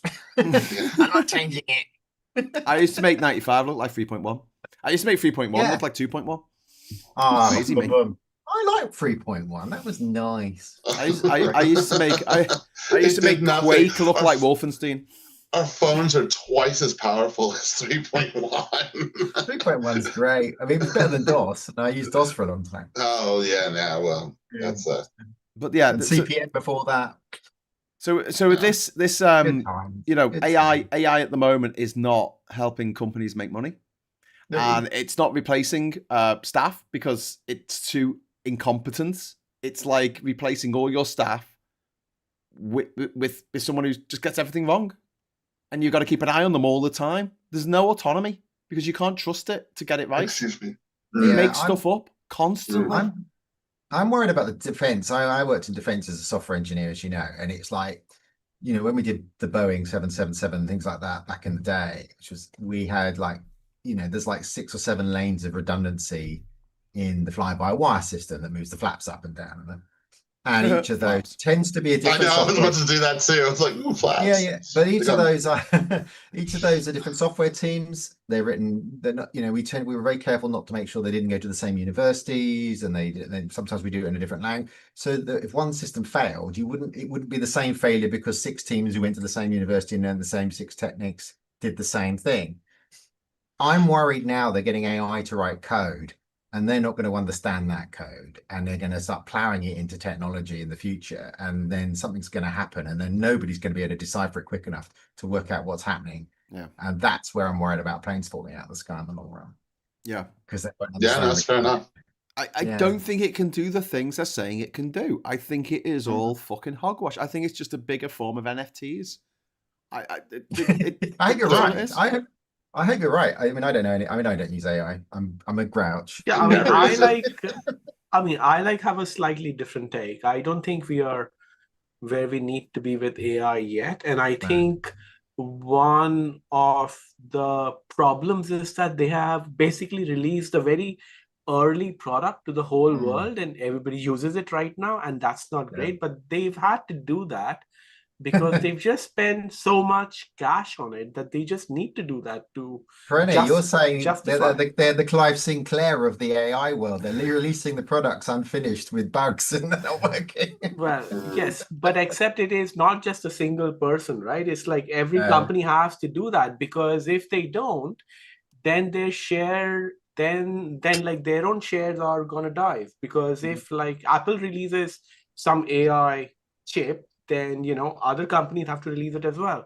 If like Google releases an AI, then like OpenAI has to do it, Microsoft has to do it, Amazon has to do it. All of them have to follow, because if they don't, then their boards are going to shout at them, and their stockholders are going to shout, why are you? Why like does this other company have a plan for like $200 billion in AI, cloud, server farms, all of that? So I guess they all have to do it. And yes, it's a bubble in the sense that not all of them are going to be able to survive, because there is no need for 5 different providers of the same AI, especially if it's shit. So it needs to become better first, and then perhaps it can assist us in doing our jobs better. Once it becomes better at assisting us at our jobs, then perhaps over a lot of time, because it is not just about knowing how to do stuff, it is about being like able to do stuff. Like you know that it's easy to fold clothes. You know, you have to put it this way and then this way and then this way. But every piece of cloth has its own geometry, has its own physics. You can't just say because I know that I can fold shirts that you can fold every garment in the world. So I think it takes time, and unless it can do that, there is no point for AI robots in the house. Right now they are training robots. They are hiring thousands of Indians. They have cameras on top of them, and they are essentially getting these Indian people who were previously in call centers or doing village jobs, whatever. They are getting them to fold clothes and do household chores because they think that robots are going to come into our house. I don't think so. I don't see it in the near future at all. No. I don't want a robot. If AI is going to be this fucking glitchy. We have got this. No, we have got these robot Hoovers, right? They go around. I was just about to mention the Hoovers, and I don't trust those either. No, but they went bankrupt, didn't they? Tables and carpets, and there is liquid and stuff. They can't go around that. It's just crazy. Hoover, Hoover, the little robots that go around picking up you. I can't remember what they were called. I've got one of those. Does it work? Roomba. Yeah. Did they go bust? Oh yeah, mine's Effie. Effie, something like that. It bounces around the living room once a day. There you go. Roomba vacuum cleaner firm files for bankruptcy. 15th of December 2025. Last month. All I ever get though is that I get it automatically goes out. I tell it Google to activate it. It launches once a day, goes around the living room, vacs it up because I've got cats. Normally when I'm out and about, my phone goes urgent message, and I look. And it says Effie's in distress because one of my cats has run off and flipped it over, and it's spinning upside down. Right. Okay. Yeah, I know. I mean, there are some uses of it, for example, if you have a robot to mow your grass, then it knows, but it has to be clear. There have to be no problem areas, or you have to put a fence so that it knows that it can only go here and mow. Mow the lawn. Pranay, this is really fascinating. I'm talking about the Roomba saying this robot, and they've gone bust. They haven't gone bust because it's no good. So the company was worth 3.56 billion in 2021. Yeah. Right? Crazy. Now it's valued at about 140 million. Ooh. And because of the reason being, US import duties of 46% on goods from Vietnam, where most of iRobot's devices for the American markets are made, increased its costs by $23 million this year. That is insane. That is insane. I didn't know that. An American success story. That is incredible. Trump's just sank it. One man. But I do hope that we do have robots in our houses in the future, because I really want to be Will Smith in that scene going, I told you so just doesn't cut it when all those police have been massacred. Sorry, you want us all to die in the robot uprising just so you can say I told you so? You'll be dead too. I want to be the Will Smith. I mean, it'd be fun to have robots. It's a great line. I think the most optimistic people who are working on robotics right now and AI think that within a couple of years or 3 years or 4 years we are going to have robots. I think we are further away. I think we're 10, 15 years at least. And even then it's going to be so expensive. I don't want a robot. I don't want a robot. Guys, we were supposed to have flying. We were literally supposed to have flying cars in the year 2000. You know why the robots will develop faster than the other technology? Because people are going to have sex with them. That's why the sex industry is going to push that technology. That's like all the technologies. Porn industry will make robots you can buy. Sex bots. Yes, yeah. They will. No, you can buy them right now, and they are very weird and very, very creepy. No one wants to have sex with a robot. Where do you get those from, Penny? I don't know. Google it. Ask AI. Ask Chat. Seems know a lot about it. That's interesting. What, having sex with robots? Yeah. Well, I guess if you have $20,000 to blow, then you can get one of those like that. If you have $20,000, you could buy a shit ton of women who will blow you instead. Do you know what I mean? It'll only be for a night, but that would be quite a night for 20 grand. Yeah, but there's some people 20 grand, it should be a full-blown orgy, right? It should, yeah. Like there should be a lot of munching and a lot of sucking. Scott, there's a lot of very, very sick motherfuckers out there, and they wouldn't be able to do what they want to do to women. To a real woman. Well, yeah, of course. Yeah, they're all gross. Without going to jail for the rest of their fucking miserable lives. Well, and one of the worries about if sex robots, which are already a thing, like become the norm. There's a story of a brothel in I think it was in Germany that used sex robots, and what men did to them was just oh my god, beyond fucked up. So where was that? I want to read about that. That sounds. But to get back onto AI, there was another story out this week, which was from the Wall Street Journal, which was talking about the when we get back to AI, talking about the difference between people who are working. It's just all the way Scott goes right up to the camera to yours. He's like, excuse me, I've got to go right up to the camera to do this. All right. No, I was just looking inside Scott's mouth. Thanks, Scott. I don't know why you had to go up to the camera to do that. I didn't. I was leaning forward anyway. Shut up. Anyway, so stop distracting me. You're distracting. You're distracting me. You started it. Anyway, back to the AI. So there was a survey, a survey that went out, and it was a 5,000 white-collar workers from companies with 1,000 or more people in the UK, US, and Canada. It's split between workers and people in what they call the C-suite, which is the executives and the managers and stuff. And the question that was asked was, how much time do you think you're saving each week by using AI? Okay, so the in the C-suite, the CEOs and stuff, they think that more than 12 hours, 19% say more than 12 hours a week saved by using AI. For the workers, 62% less than 2 hours. And in fact, 40% of that say no time.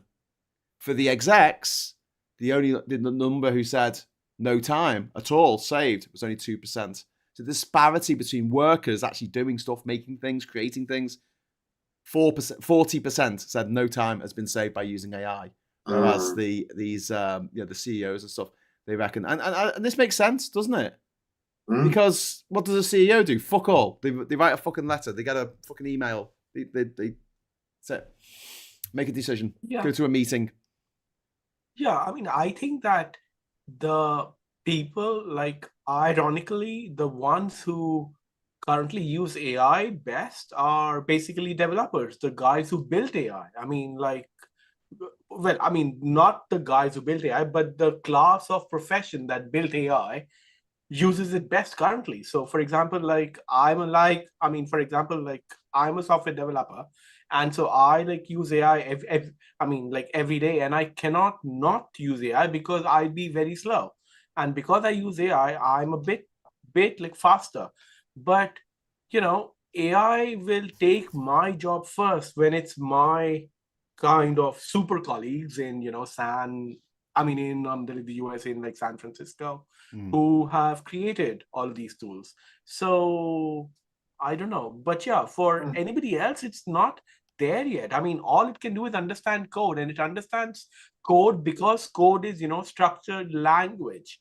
It cannot understand nuance or various things yet. It's just far from that. Yeah, context. It really struggles with context. It really struggles with still scraping. Yeah. Guys, I'm sorry to interrupt. You know how I've been yawning and shit? Yeah.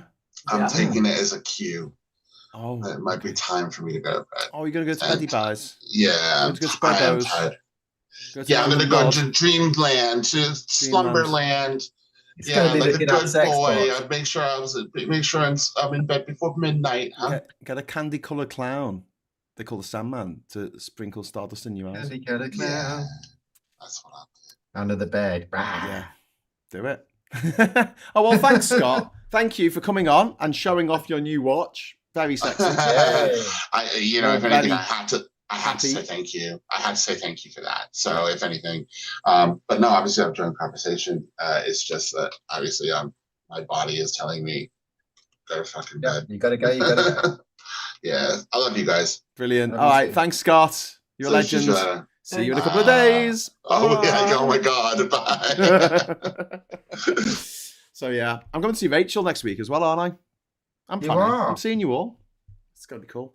It's going to be cool. We're doing the show live on Wednesday night. Yeah. We're going to be doing Down the Rabbit Hole. Have we decided what we're going to talk about? I don't know. You're still upset about Room 101, aren't you? I don't know. Maybe I'm not upset. Why was I upset about Room 101? Because I got everything in. Yeah, because you picked things that everyone hates. You were like, Jimmy Savile. Everyone's like, oh, yeah, everyone does hate Jimmy Savile. That's fair. Jack the Ripper. Oh, yeah, everyone hates Jack the Ripper, yeah. Hitler. You're not allowed to put people in Room 101. I didn't put any people in there. Hitler. Sarah quite rightly pointed that I hadn't taken something out. Oh, at the end, you had to take something I out. made you take something out. Oh, that's because Ben turned up and I had to get going to go and see 28 years later, The Bone. Yeah. The Bone Temple. It's just one of the best films I've ever seen. Did you shout nasty words at Ralph I did. Fiennes? When he came on the screen, when Ralph Fiennes came on the screen, I went, cut! Great. There was only about 5 people in the auditorium. I'll tell you what, though, in the big standout set piece scene of the film, and if you've seen it, you'll know what I'm talking about. I did actually I give it a round. I started clapping. I literally started clapping in the cinema because it was that good. The first time I saw somebody clap in the cinema was when Superman saves Lois Lane when the helicopter crashes.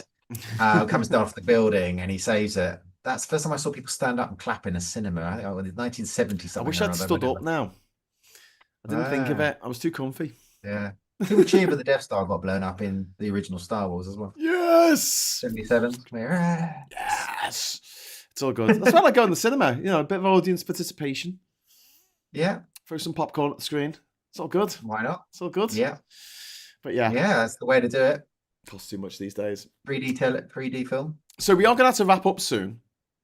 But we're only 4 super chats into our confetti total. So what do you want to do? Should I start the confetti total again at 1?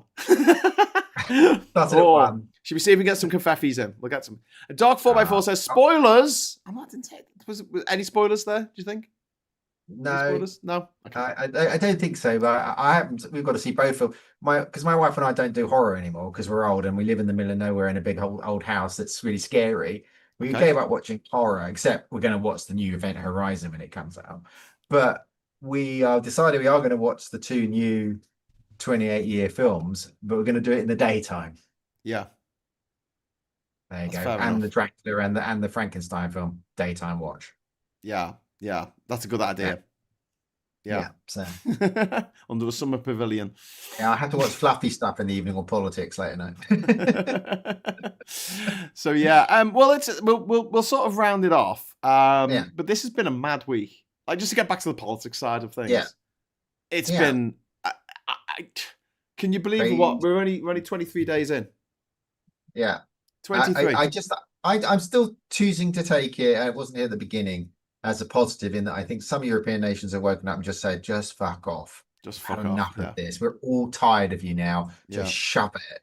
Canada's actually not just the great Carney speech, but I watched the Midas Touch Canada network quite a lot because I have a lot of family in Canada. And they've been workshopping guerrilla warfare for a year in Canada. Apart from recruiting 300,000 new soldiers, they have been guerrilla warfare. And they said, yeah, you can come across the border. You come. Wait, but they're going to wipe them out. Like you say, Canada is building up its army. They are. But they're ready to do it in they know how to do it. And he was almost challenging this guy. I can't remember the name of the guy who presents Midas Touch Canada. He was saying, come. And it was like, whoa, that's some tough shit from the Canadians. I love it. Yeah. Canadians are pretty peaceful. Well, Canadians they are peaceful until you rile them. I think most people are. Do you know what I mean? Yeah, you turn up at someone's house, you punch them in the face. They tend to want to punch you back. So, Darian the Star, thank you very much for the £10 super chat. That's very, very kind of you, sir. Darian says, friggin' hell, this can't have a Friday night without confetti. Yeah. So we need 5 more super chats. Any colour. So like 50 people. Any colour. I don't know if you can do it 50 people. So the good news I had on my charity, we awarded 26 grand to trans charities in the UK this week. Fantastic. That is fantastic news. Yeah, really difficult operating environment. But we managed to raise some money and give it out to UK young. I mean, I used to be an activist. Now I raise money instead because I'm too old. I've been on the wall. I stood my shift. I had a gun and I thought, now I'm raising money so younger people can do it Stuff. better than me. And so yeah, we were really pleased about that. So a lot of young, because little organizations, you only have to give them a couple of grand and they can do a lot with that. You know, Yeah. it seeds them, gets them going, and then Yeah. we, you know, and that's been really good. So a lot of all trans organizations in the UK are gonna, and one international one in America. Yeah. Is got some, that was good, and that was all from generous donations from people. We also got the new He-Man trailer. Oh, pronouns. He's got pronouns. This is brilliant. So if you haven't seen it yet, in the He-Man trailer for the new He-Man film that's coming out later this year, there's a scene when he's just Adam, and he's working in an office in New York, and he has his name, Adam, whatever, and then it says he, him. And all of the gammon are freaking out, going, pronouns! We can't have a pronoun in a He-Man film. And you're like, He-Man, he is a fucking pronoun. He is a, oh my God. Ah, they're so stupid. They're so stupid. Sorry, we got a couple of super chats come in. We got Spooky Thang says, for the Diz Feffy. Thank you very much for the £5 super chat. And Darian Destar, £10 super chat. Couldn't agree more, mate. Canada to join the EU. Yes! Absolutely. Absolutely. Goddamn, yeah. I think it will. I think it's not such a distant prospect anymore. I really don't think it is. I think both for Canada and also Australia, over time, they're going to get better integrated with the European Union. Well, we've already seen with Mercosur. So we've got a trade union now, which is over got 700 million people in it. And then the country next to, the country next to Romania isn't in Europe, it's applying. The one begins with M. Moldova, yeah. Yeah, so did you see the president said, if I was given the chance, I would merge with Romania? Yes, yeah. Did you see that? Because we'd be stronger. Yeah. And it would protect my citizens from Russia. Yeah. It's a big, brave thing to say, and I will good on it. The history behind that is what's now Moldova used to be part of Romania. They speak the same language they used to. Yeah. Right? And so what happened was when the Soviets took over, they incorporated what's now Moldova as part of the Soviet Union, whereas Romania was an independent state. Not really independent, it was behind the Iron Curtain, but you know they did their own thing. It was a vassal state, if you like. Whereas at the bit that's now Moldova. And one of the things I think, I don't want to get this wrong, but I think in Romania they used the Latin alphabet.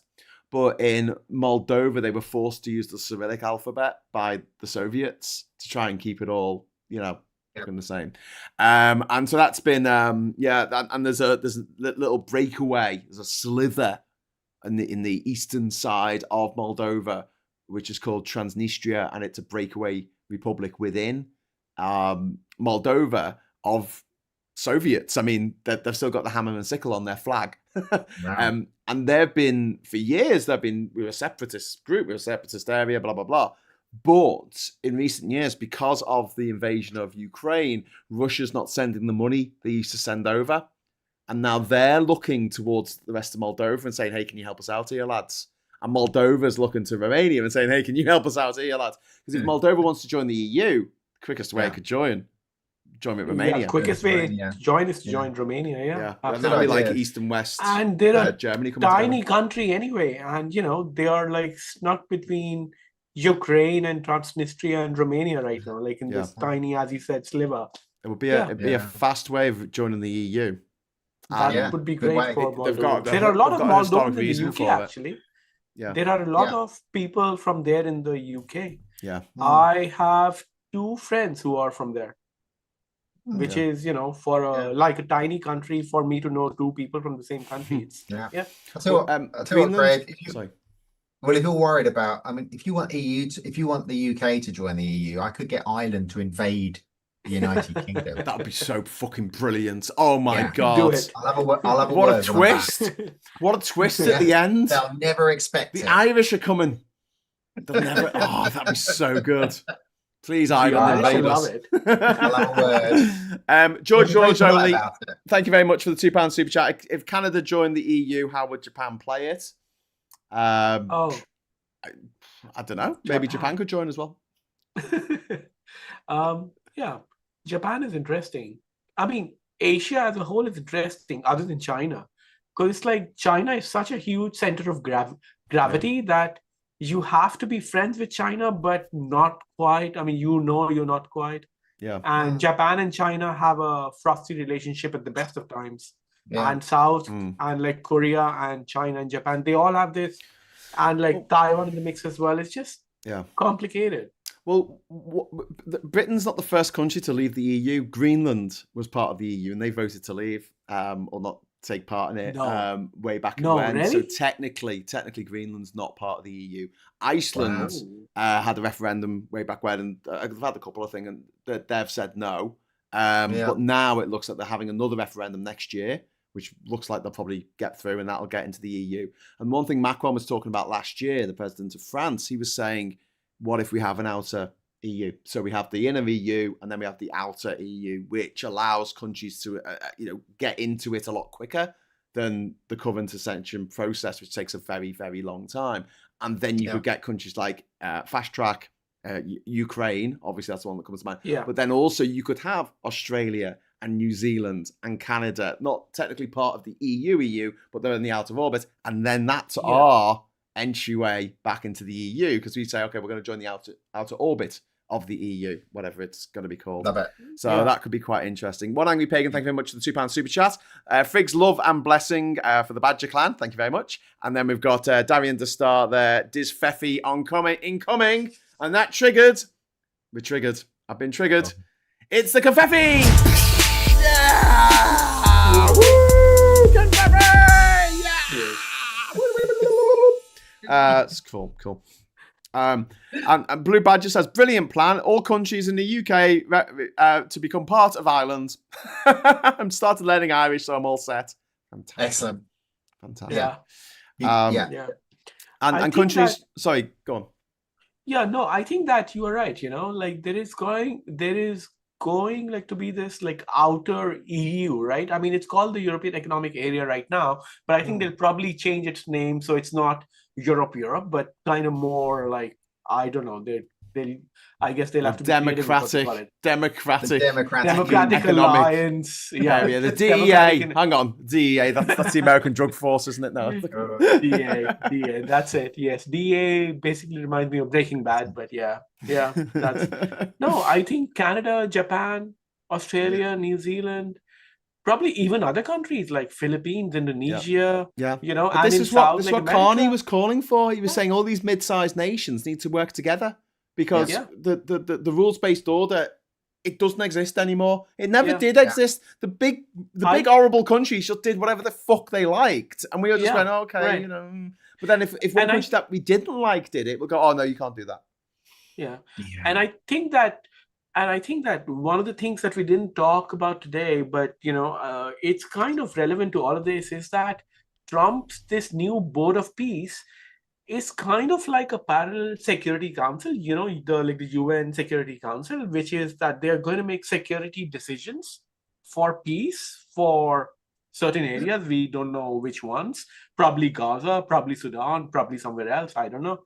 But it's kind of like the UN would lose credibility. I mean, I know that the Board of Peace is just nonsense, but from the point of view of the credibility of the UN, it's going to take a beating. So this European Union area, this democratic alliance, economic union, whatever, is going to be pretty relevant, I feel.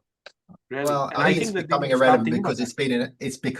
I mean, the United Nations has been irrelevant because it's been ineffectual. Yeah. Like the League of Nations was before the war. Yeah. I think the coalition of doom. He's going to pocket the money. They'll make pronouncements that everybody will ignore. He's going to die, and then it will disband. But he's sending his money to his bank account. And I just don't think anybody's going to listen to it. The UN isn't ineffectual. It's not as effective as it could does a lot be. of good works, but when it does a lot of good works, when you're in a corner, and we've not had World War III yet. So on that side of things, it's done all right. But Russia being on the Security Council and all that kind of, I think you've got to have a complete 7 votes for anything to. I mean, it needs to update its charter if it's going to do anything. And make I think majority voting or something. You need to do something to change it. It's not that world. It needs to be updated or it's going to die. I agree. I think I think the problem with the UN is not is like only really with a single body, the United Nations Security Council, which is which is essentially a post World War II reality. Like China, Russia, UK, France, and the US.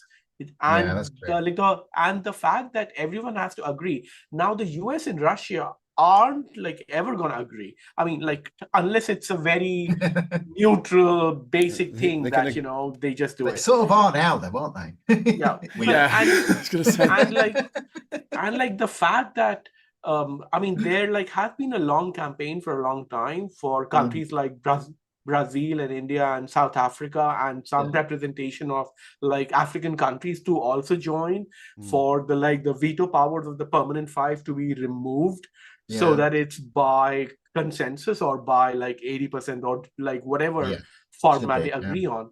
But currently, like Africa, Asia isn't represented, like other than China, South America isn't represented. So it's like these five odd like countries are making decisions for everybody else. And the fact that the UK always tends to be the friend of the US in every vote, I mean, like it'll either vote the same way, or if it wants to vote the other way, then it's going to abstain at best.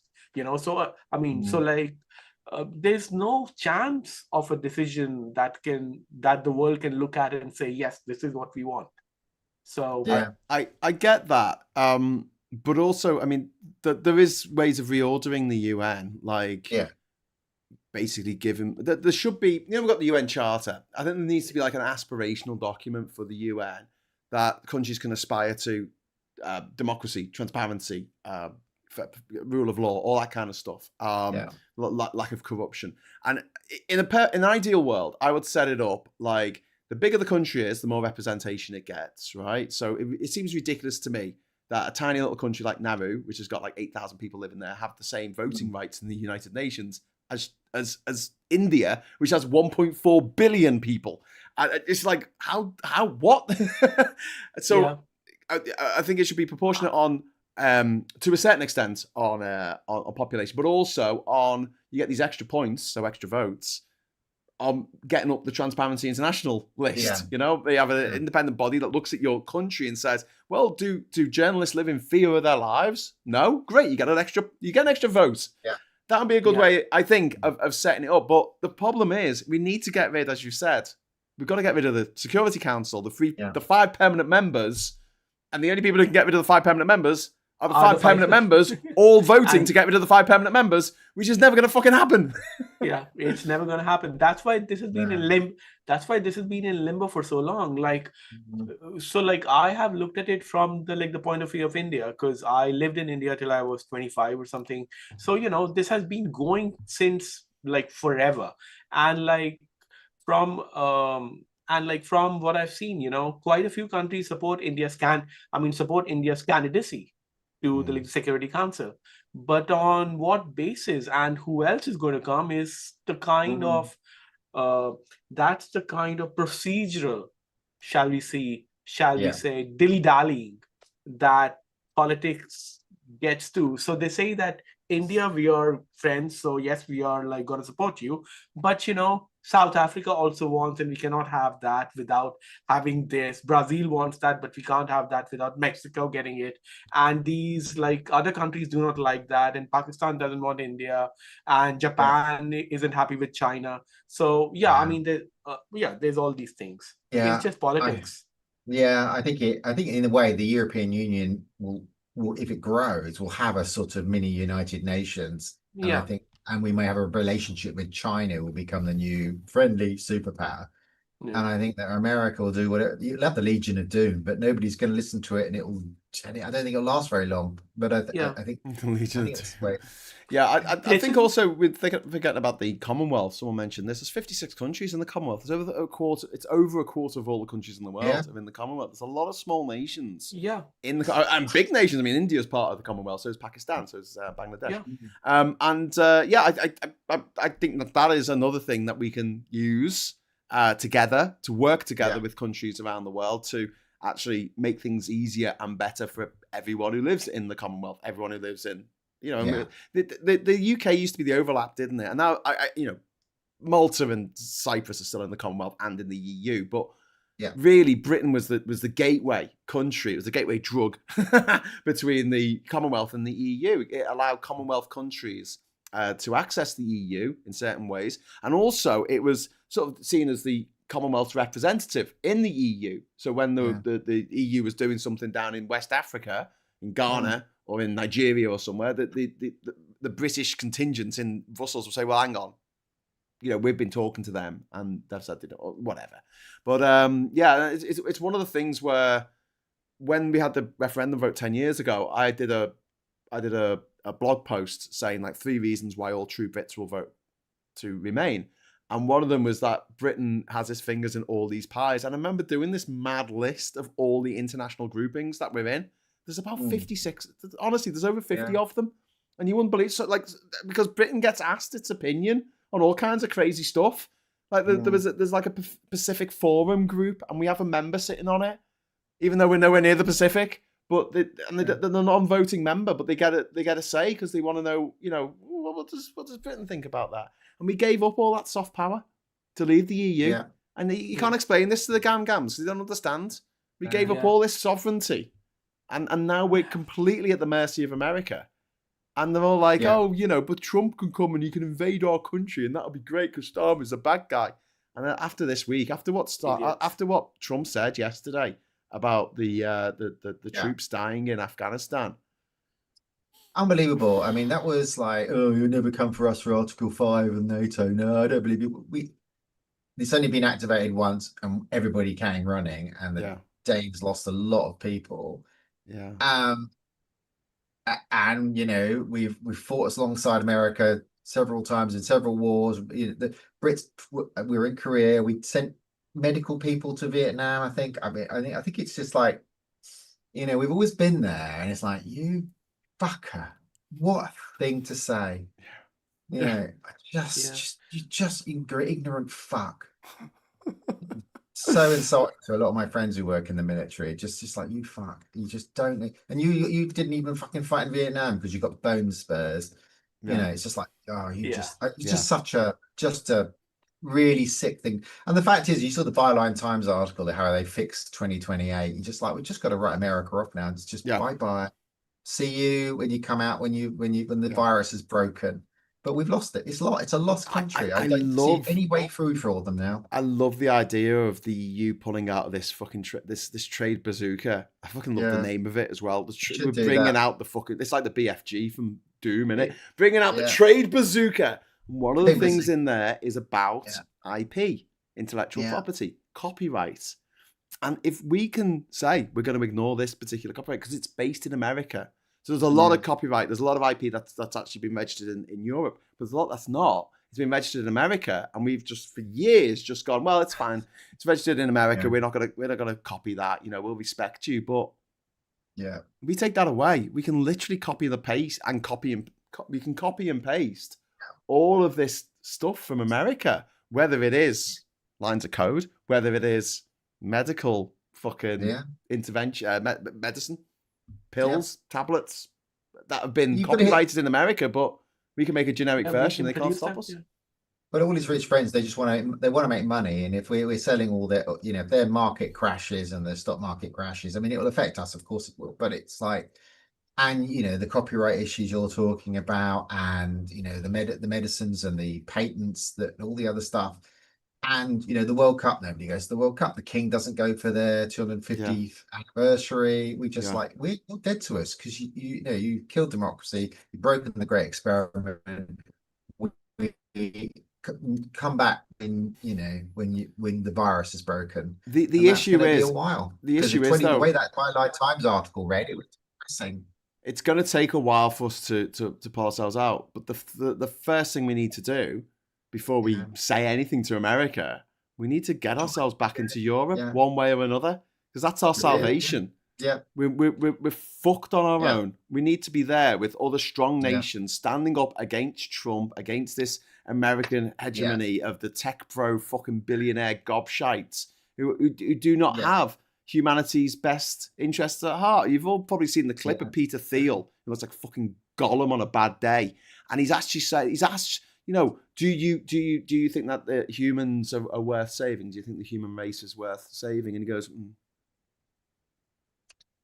And you're watching it going, fucking hell, one of the richest men in the world. And he's like, I don't know if the human race deserves saving, to be honest with you. Yeah. I mean, the trouble is we are like, we've been picked off from the herd. We're on our own. We're isolated. Yeah. And it's bad because our media is bad. Our social media is worse here than Europe. Our media, the BBC, our politicians are poor. We are in a worse state than a lot of the European countries because we're isolated. All the transphobia is higher here because the Americans are pumping in the money into the UK to amplify it here worse than in Europe. And we are on our own and isolated, and we're in a very bad situation because of that. And I don't like Keir Starmer. I think he's the worst prime minister in my lifetime, and that's saying something. I mean, we've had apart from the last the last 4 Tory ones, but they don't really count. And I think up to Theresa May, we sort of had normal. I mean, I'm not a Tory, but up to Theresa May, they were kind of normalish, like Tories, but in David. But then they went appalling. But I think the fact is that he doesn't have the compass. I know he was in a difficult position, and me and Phil would argue over there. He's like, I don't think I can join the European Union at all. Trump is, you really want to go, you are a bastard. I do not like you, and you're not my friend. You're a bully, and we are going to stand up to you. Yeah, it's the Hugh Grant moment. And I know that I saw the indent, but it would have been just so sweet, just for 5 minutes to say, shut the fuck up. We're not doing what you tell us, you fascist fuck. We're going to do something else. We'd have all cheered, we'd all starved to death because our market would have collapsed, but we'd have loved that moment. Yeah, but I mean, I think most people don't want to be economically strangled by the US. We have don't so much power over us at the moment. But that's the situation we put in. The Labour's response. He could be moving towards Europe. We could be. We don't have what to do we need this. to do is we need to just build up our defense against America. Yeah. We need to disentangle ourselves from these vile tendrils of America. And then when we're in that position, and then we can stand up and say, fuck off, America. But Canada's doing it, right? Because all he did was went to China, did one deal, came back and went, right, fuck off. It didn't take him long, and they live above America. Yeah. They're closer to America than we are. They are intertwined. And Carney went to China, got a great deal, came back, went, yeah, you can fuck off now. And that was, Keir could get on a plane, go to, hello, China, I'm Beaker. I could, you could come over here and buy loads of our stuff and we'll be nice to you. And, we've got nuclear missiles like you have. And, they could get on planes, start doing deals.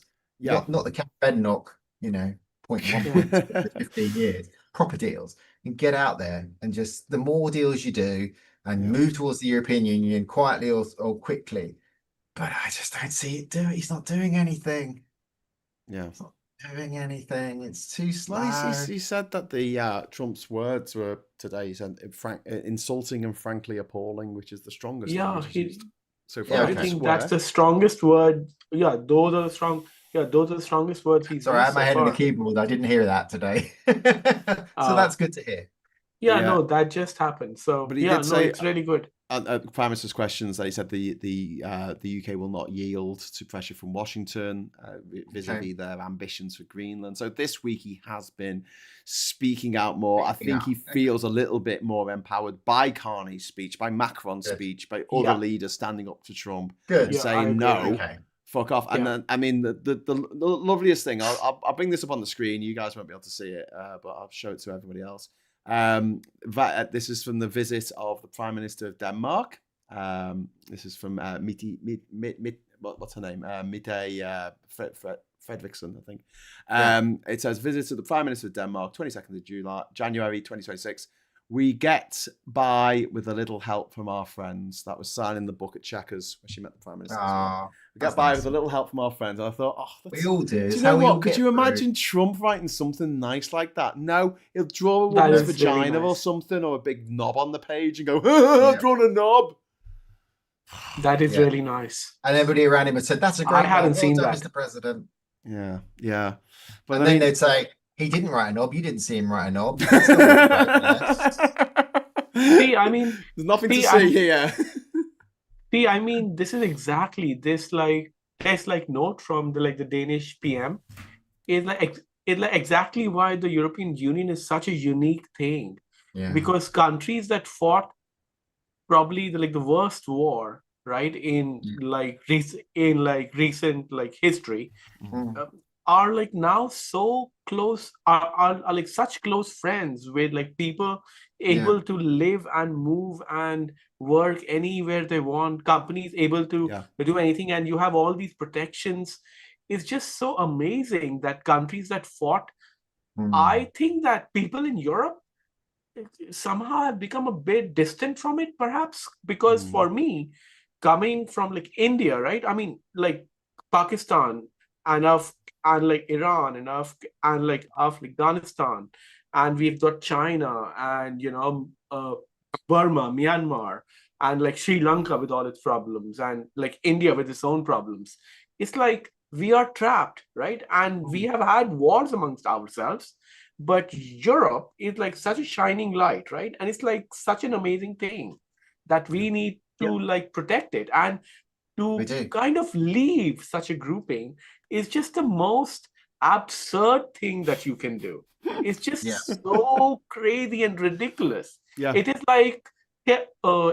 you have planned a huge party with all of your friends, and just 20 minutes before the party, you are saying, no, I'll go, and it's just so weird for me that I think chose to do that. I think it's more getting a big party together for all your friends, and then instead of doing that, shooting yourself in the dick. Exactly that. At least none of your friends are going to shoot themselves in the dick because they've seen how much it hurt you. Yeah, exactly. Oh, I'm not going to do that. I always loved that cartoon that they had when the Brexit vote happened, and it was the dominoes, wasn't it? And the first domino was the British flag, and all the other dominoes were the other flags of Europe, and the British domino had fallen the other way. I was that kind of sums it up. But before we go, I do want to make a They Live reference. Did anyone see Macron at the Davos summit this week, where he had his sunglasses on, his aviators, his mirrored aviators? I was going to come up with sunglasses today, which pills you on? Somebody said he's got the sunglasses from They Live, and he can see all the aliens, and that's why you can see Trump. You can see Trump's obey. He sees all the signs saying obey, consume. Which I thought was a good gag. Anyway, should we wrap it up there, because we're coming up to the midnight hour, and I don't want to turn into a pumpkin. So I just want to say a big thank you to Pranay, a big thank you to Rachel, and a big thank you to Scott, who's very chuffed with his watch. So thank you so much, Tony and Lexi, for that. We really, really appreciate it. We've cheered Scott up. Yay. We've done something right, I think. I hope. So, I'll be back on Sunday with the Sunday sermon at 11 o'clock. And I will be talking about what Rachel mentioned earlier about the 2028 election.